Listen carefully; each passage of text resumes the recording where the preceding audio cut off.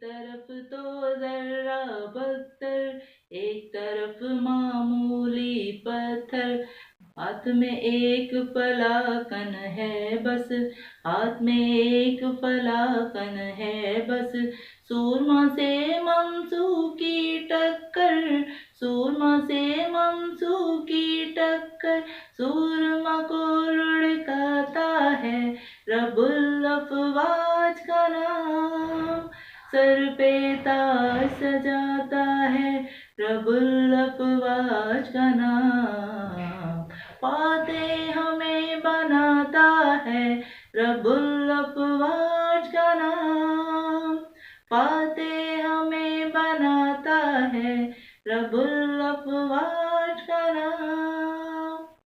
Hallelujah hallelujah, جے مسیح کی، مسیح یسوع میں آپ سب کو میری طرف سے اسلام۔ میں مسز نیلم پرویز آپ کے سامنے آج ایوب کی کتاب اور اس کے 41ویں باب کی تلاوت کروں گی، اور کلام پاک میں یوں لکھا ہے: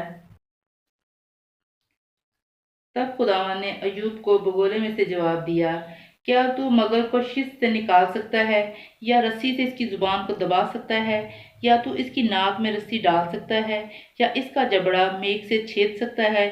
کیا وہ تیری بہت منت سماجت کرے گا، یا تو اس سے میٹھی میٹھی باتیں کہے گا؟ کیا وہ تیرے عہد باندھے گا کہ تو اسے ہمیشہ کے لیے نوکر بنا لے؟ کیا تو اس سے ایسے کھیلے گا جیسے پرندہ سے، یا کیا تو اسے اپنی لڑکیوں کے لیے باندھ دے گا؟ کیا لوگ اس کی تجارت کریں گے؟ کیا وہ اسے سوداگروں میں تقسیم کریں گے؟ کیا تو اس کی کھال کو بھالوں سے یا اس کے سر کو ماہی گیر کے ترسولوں سے بھر سکتا ہے؟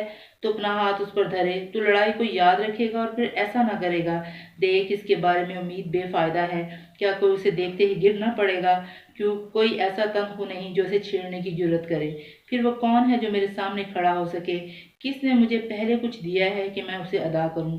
جو کچھ سارے آسمان کے نیچے ہے وہ میرا ہے، نہ میں اس کے عزا کے بارے میں خاموش رہوں گا، نہ اس کی بڑی طاقت اور خوبصورت ڈیل ڈول کے بارے میں۔ اس کے اوپر کا لباس کون اتار سکتا ہے؟ اس کے جبڑوں کے بیچ میں کون آئے گا؟ اس کے منہ کے کواڑوں کو کون کھول سکتا ہے؟ اس کے دانتوں کا دائرہ دہشت ناک ہے، اس کی ڈھالیں اس کا فخر ہیں، جو گویا سخت مہر سے پیوستہ کی گئی ہیں۔ وہ ایک دوسرے سے ایسی جٹی ہوئی ہیں کہ ان کے درمیان ہوا بھی نہیں آ سکتی، وہ ایک دوسرے سے بام پیوستہ ہیں، وہ آپس میں ایسی سٹی ہیں کہ جدا نہیں ہو سکتی۔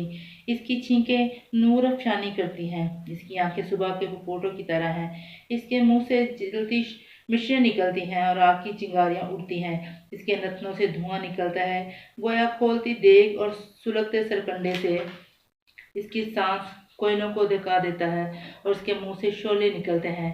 طاقت اس کی گردن میں بستی ہے اور دہشت اس کے آگے آگے چلتی ہے۔ اس کے گوشت کی تہیں آپس میں جڑی ہوئی ہیں اور اس پر خوب سٹی ہیں اور وہ ہٹ نہیں سکتی۔ اس کا دل پتھر کی طرح مضبوط ہے، بلکہ چکی کے نچلے پارٹ کی طرح۔ جب وہ اٹھ کھڑا ہوتا ہے تو زبردست لوگ ڈر جاتے ہیں، وہ گھبرا کر حواس باختہ ہو جاتے ہیں۔ اگر کوئی اس پر تلوار چلائے تو اس سے کچھ نہیں بنتا، نہ بھالے، نہ تیر، نہ برچھی سے۔ وہ لوہے کو بھوسا سمجھتا ہے اور پیتل کو گلی ہوئی لکڑی، تیر اسے بھگا نہیں سکتا۔ فلاخن کے پتھر اس پر تنکے سے ہیں، لاٹھیاں گویا تنکے ہیں۔ وہ برچھی کے چلنے پر ہنستا ہے، اس کے نیچے کے حصے تیز ٹکیروں کی مانند ہیں۔ وہ کیچڑ پر گویا ہنگا پھیرتا ہے، وہ گہراؤں کو دیگ کی طرح کھلاتا اور سمندر کو مرہم کی مانند بنا دیتا ہے۔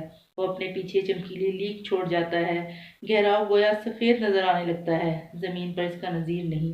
جو ایسا بیوقوف پیدا ہوا ہو، وہ ہر اونچی چیز کو دیکھتا ہے، وہ سب مغروروں کا بادشاہ ہے۔ خداوند کے زندہ کلام کے پڑھے اور سنے جانے پر خداوند کا شکر۔ عزیزو، یہ کلام آپ سب کے لیے باعث برکت ہو۔ جے مسیح کی۔